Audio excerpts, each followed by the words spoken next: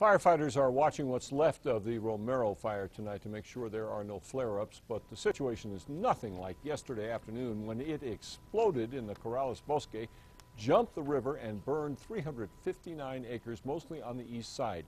80 people were evacuated for a time on Sandia Pueblo, but in the end only grass and trees were burned. By morning there were no big flames, only smoldering hot spots which crews have been attacking throughout the day.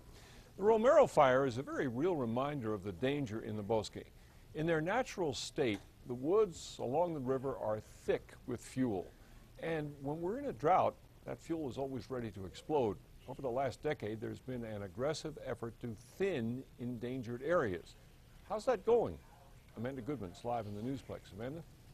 Dick, the progress depends on the area of the Bosque. Some stretches, like through Albuquerque, have come a long way.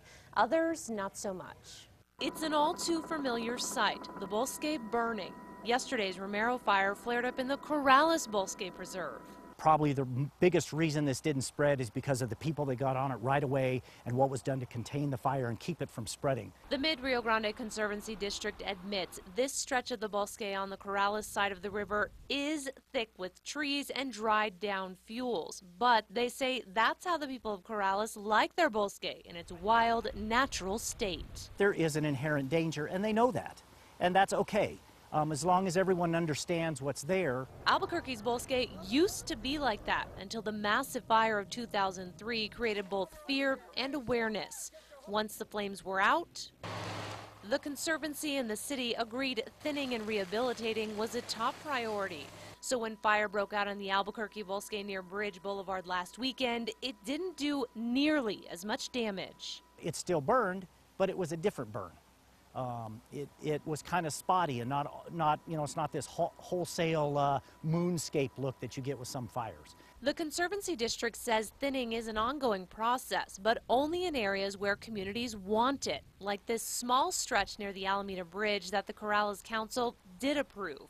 But the Conservancy District knows some areas will never be thinned like Albuquerque's Bosque because other communities don't want that. That's not what these people enjoy. That's not what they want. That's not the area they're looking for, so we work with them. Just because areas have been thinned, it doesn't mean the work is done. Every few years, the Conservancy District has to go back to those areas again. Dick, back to you. All right, Amanda, the Conservancy District has just started a 3-year, $25 million revitalization project in the Albuquerque area Bosque.